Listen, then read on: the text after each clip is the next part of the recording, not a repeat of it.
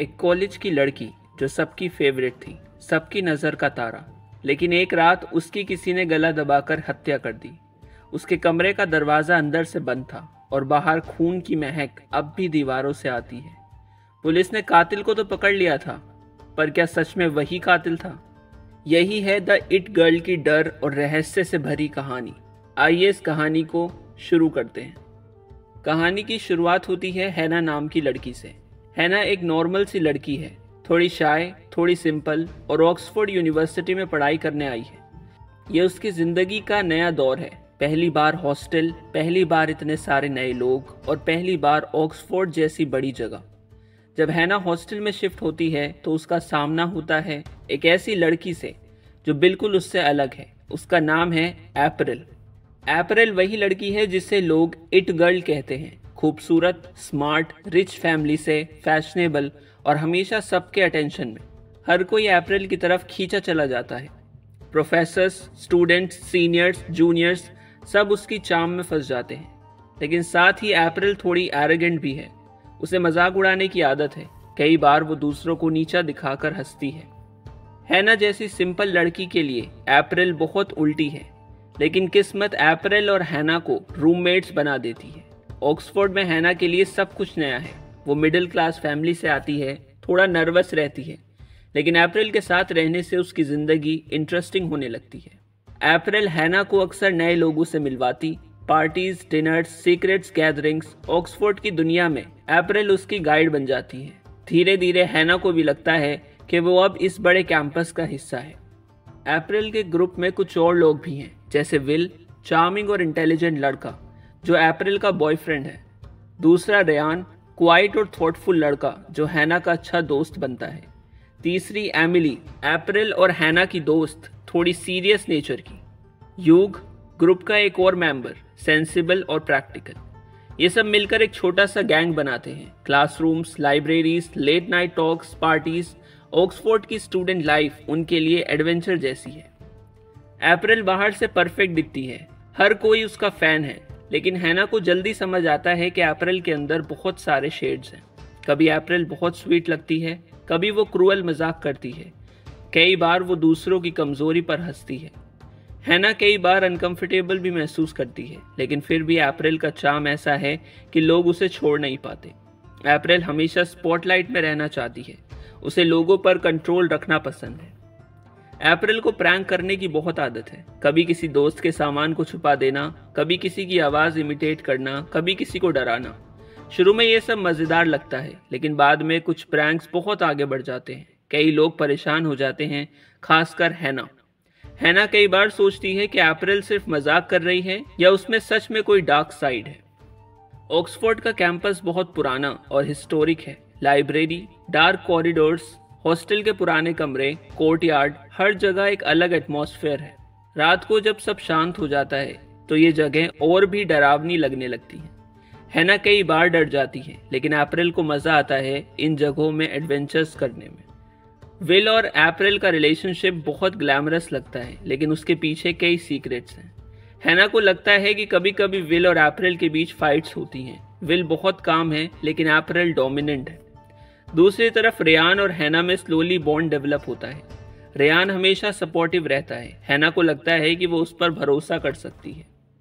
Time तेजी से गुजर रहा है। एग्जाम्स, असाइनमेंट्स, पार्टीज सब चलता रहता है, लेकिन बीच बीच में कुछ छोटी छोटी बातें माहौल को टेंस बना देती हैं। अप्रैल का बिहेवियर बहुत ही अनप्रेडिक्टेबल होता है। कभी वो किसी पर बहुत स्वीट हो जाती है, कभी किसी की इंसल्ट कर देती है, कभी प्रैंक इतना बढ़ा देती है कि सामने वाला हर्ट हो जाए। हैना कई बार उसे समझाने की कोशिश करती है, लेकिन अप्रैल हमेशा हंसकर टाल देती है।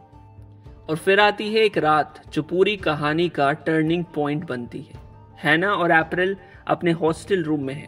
हैना थोड़ी परेशान है। उसे लगता है कि अप्रैल की प्रैंक्स अब ज़्यादा डेंजरस हो गई है। उस रात हैना अप्रैल से छोटी सी लड़ाई कर लेती है।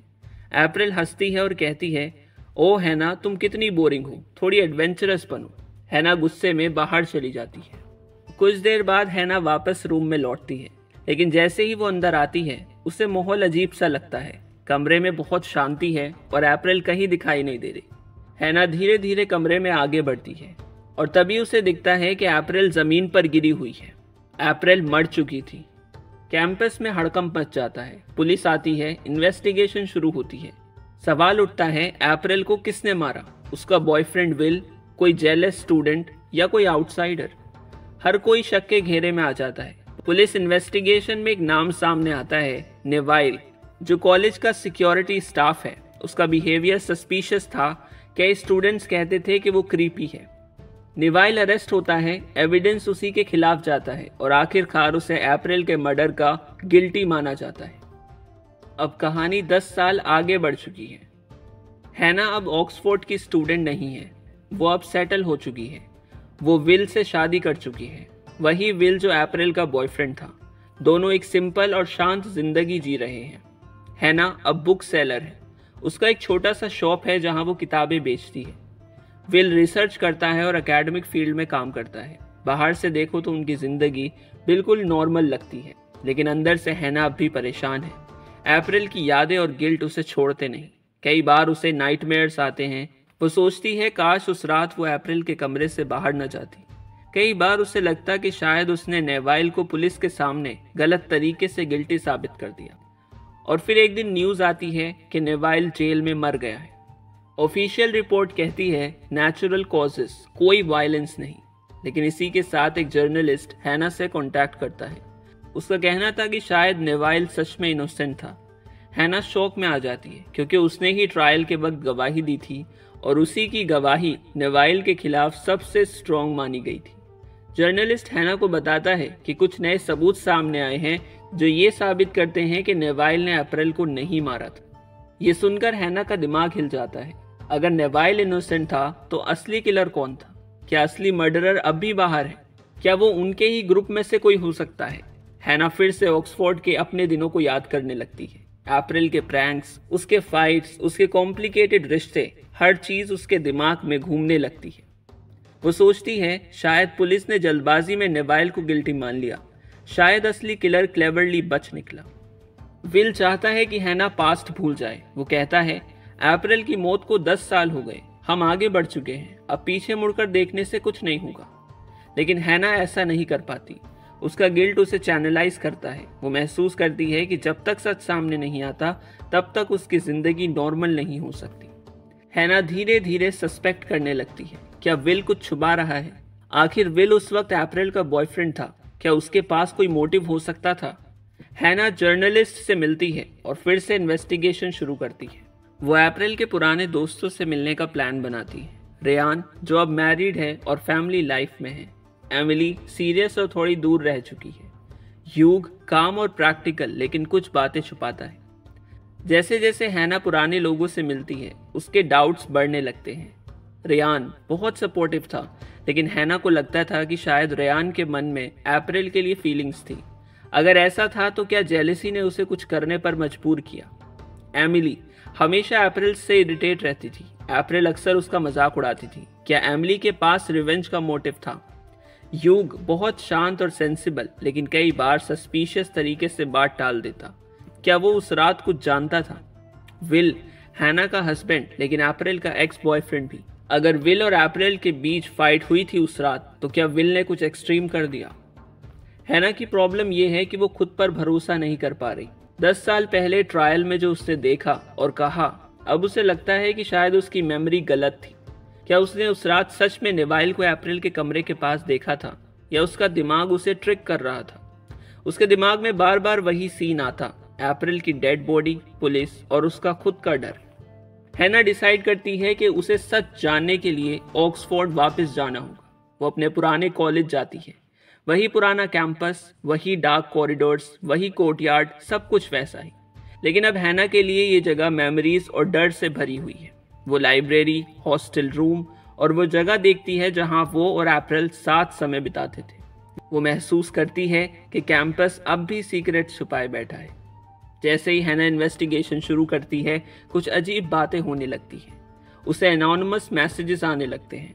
कोई उसे चेतावनी देता है कि पास्ट को मत छेड़ो। कई बार उसे लगता कि कोई उसका पीछा कर रहा है। हैना डर जाती, लेकिन अब वो पीछे नहीं हटती। उसे यकीन हो जाता कि असली किलर अब भी बाहर है और शायद वही उसे चुप कराने की कोशिश कर रहा है।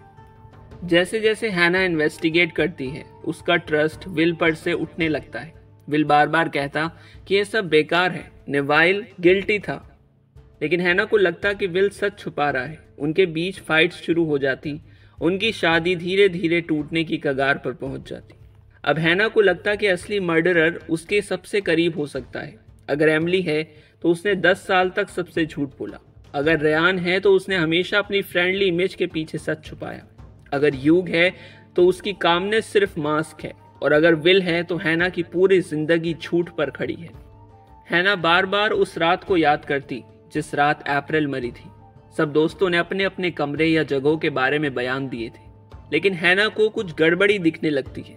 रेयान उस रात बोला था कि वो जल्दी सो गया था, पर किसी ने उसे देर रात घूमते देखा था। एमिली ने कहा था कि वो कमरे में थी, पर हैना को याद आता है कि उसने बाहर दरवाज़ा खोलने की आवाज़ सुनी थी। फिर भी इन सब में सबसे बड़ा शक विल पर आने लगता है, हैना का पति, और वही लड़का जो कॉलेज के वक्त भी उनके ग्रुप का हिस्सा था। हैना को एक पुरानी बात याद आती है। अप्रैल अक्सर दूसरों की पर्सनल बातें कलेक्ट करती थी, उन्हें मजाक या दबाव बनाने के लिए इस्तेमाल करती थी। एक बार उसने विल के बारे में भी कुछ डेंजरस बातें पकड़ ली थी। असल में अप्रैल को विल के अतीत के बारे में कुछ पता चल गया था।